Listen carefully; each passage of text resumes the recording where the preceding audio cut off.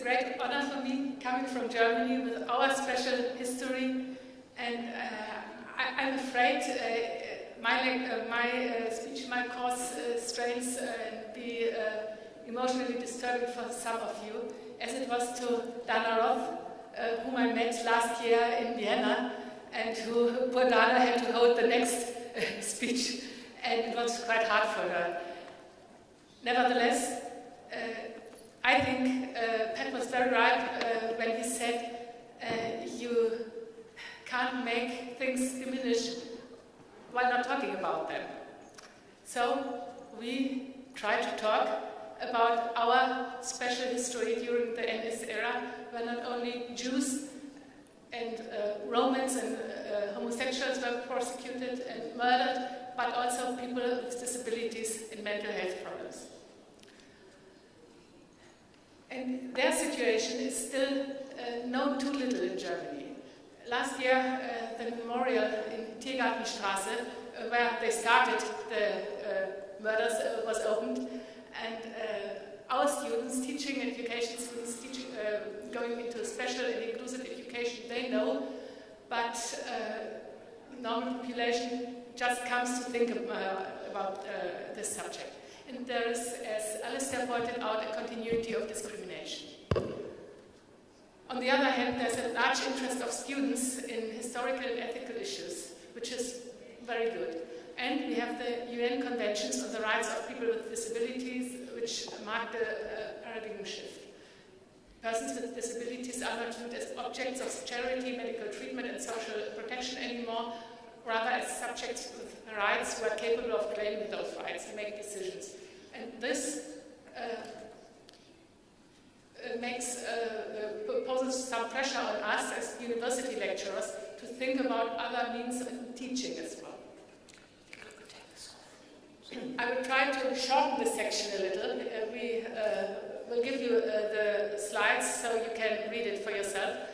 There is a growing body of research that has identified positive attitudes as being very, very important, and that pre-service training may be a good time to address teachers' concerns. This is my field of work, that's why it is important, and on our university, which is a technical university, one of the large German technical universities, which is quite white, non-disabled, and male still, the teacher education and the subject of diversity is becoming more important at the moment. So we have given it a lot of thought how to provide appropriate training for teachers to go into inclusive schools, because they are seen as experts for inclusion, but they are not. Maybe they are experts on disabilities, but not on inclusion. That's what people with disabilities and their families are.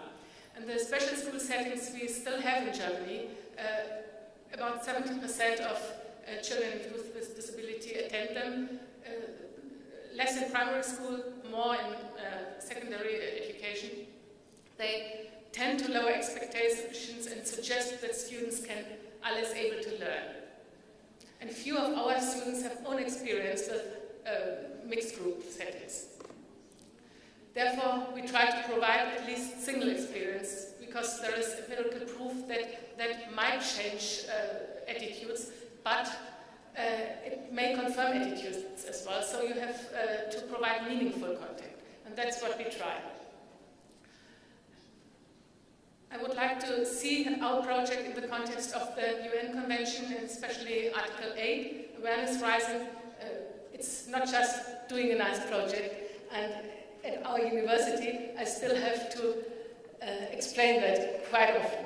But to you, I don't have to explain probably. The project aims are, of course, more knowledge on exclusion, forced sterilization and murder, experience with group learning in a mixed group, an own reflective view regarding exclusion, discrimination, the value of life, and the so-called euthanasia crimes, which is very important to be a lobbyist, either as a teacher or as a person without university access and an ID. And getting in touch with a group you seldom see in your life in Germany still. We work a lot on the life stories of the students and the stories of victims, of helpers, and so on. We'll skip that. This is the project. We started in 2012, and at the moment the 4th term is running. The students attended a 2-hour lecture on Holocaust education in primary schools, because there is a large discussion on that in Germany in this field of historical knowledge for primary education as well. And the adults without university access, whom we invite to attend, usually we recruit them via German day centers, which still exist. They meet 2 days to get used to university, because most of them are quite afraid to go to such a high-level learning arrangement. We work on their general historic knowledge, and we work on one victim story, which I will present. And then the groups join, and we work together on different subjects and prepare the trip to Hadamar, which is a memorial dedicated to the memory of victims of the Nazi euthanasia crimes. The only memorial where you have the original rooms still left. These are 2 slides of Anna's life story. Anna's niece found out about her. She wanted to know who her aunt was and tried to break the silence in her family too. She's in her 70s now. Now Anna would be 100 years within a few days. The book, Anna's niece made a big book, and we changed it to an easy language book to work with our groups. And this is an impression. We translated a few pages of it. This is material from the group works. We have to work partly with children's books as well, because there is very little material in easy, accessible language. But we get better in presenting material which is adequate for adult learners. These are examples of victims' biographies the students worked on in mixed groups. They tried to use accessible and easy language, and they tried to several ways of approaching.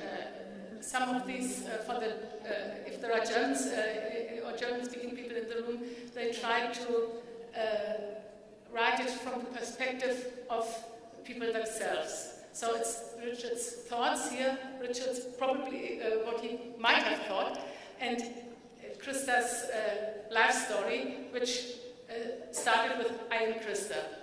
So it's not historically correct, but it's a way of identifying with their story.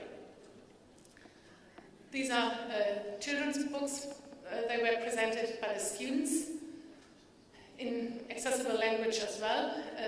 There's a lot of books in Germany, and you can work with them quite well. They're getting better. There used to be quite a lot of stereotypes as well in the first books which appeared in the market. And we worked during this year. The students are allowed to choose their subjects themselves, so it depends on their interests.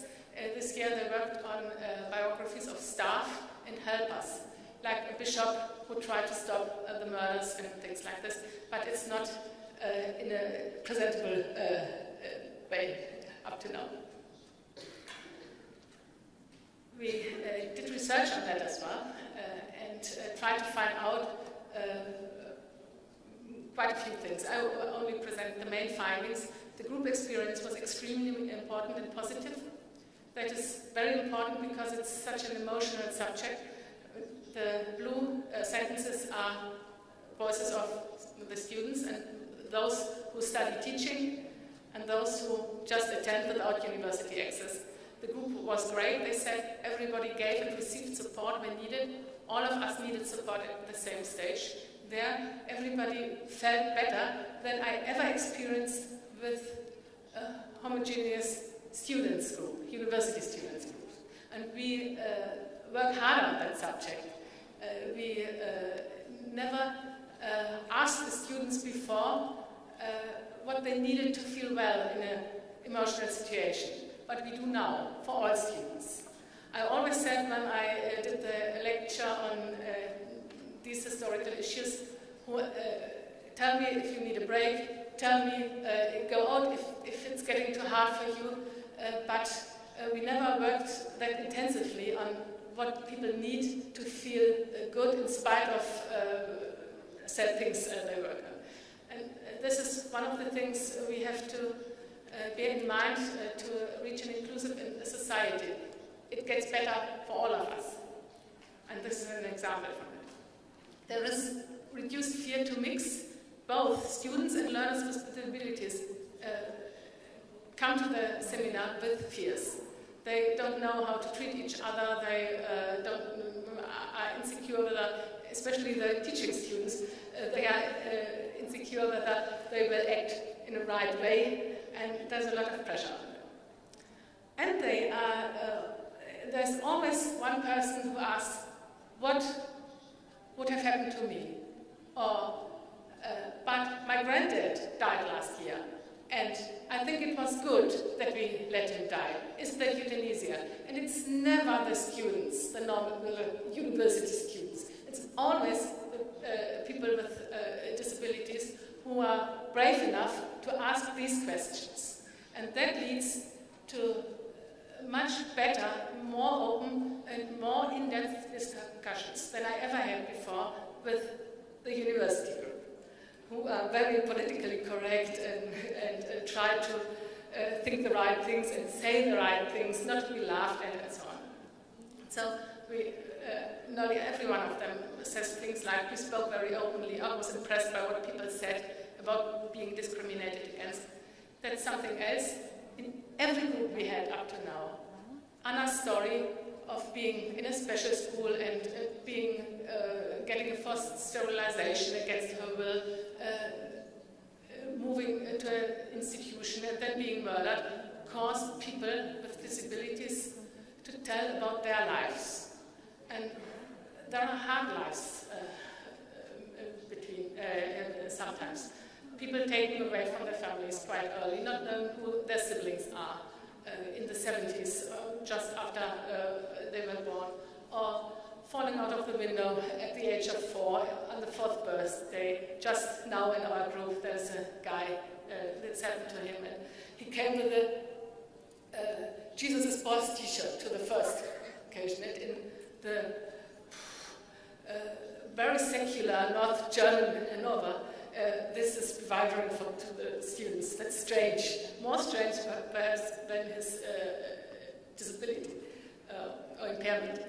And when he told this story, and he told that his brother at the age of 2 went to fetch his mother, who was in the kitchen doing the birthday cake, and that he doesn't think, that he thinks God must have loved him, but because otherwise he wouldn't have survived, then people come to know each other in a way they seldom do at university. And the students appreciate that very much. Still, the group work is challenging sometimes. We had one guy who came from Syria, and I never understood fully what he could understand in German and what he didn't understand, and what was limited cognitive possibility and what was limited speech, limited language. We talk a lot in inclusive education about a two-group theory, which should be abolished. And we realize that this happens, but on the basis of acknowledgement that there are two groups in the beginning, because there are different biographies, different chances to lead your own life. The gain of self-confidence in both groups is great, and the gain of knowledge, this is what the students said, they are the only ones to compare, is larger than in other seminars. not only on the subject itself, but on how to organize group work, assist, provide material, and so on, and to use easy language, that is very important. First we teach the students to use university language, and then we want them to be able to be good teachers in inclusive schools, which doesn't really work. This is our project. We go to this trip to Hadamar in the end of July again. Maybe we are going for the last time to Hadamar, but we will find another way, because people coming to Europe to seek for asylum are to be hosted there from August onwards, which is very sad, and which shows that I'm quite sure they couldn't have found other room for them. It shows again that the work which is done at Hadamar is not that important to the public. And this is a little bit sad at the moment to us, but we will find other ways, and it shows us that we have to promote our work much more to make people see that it is important, that it's worth doing, and that there is a strong connection to what Alistair told us before. Thank you very much.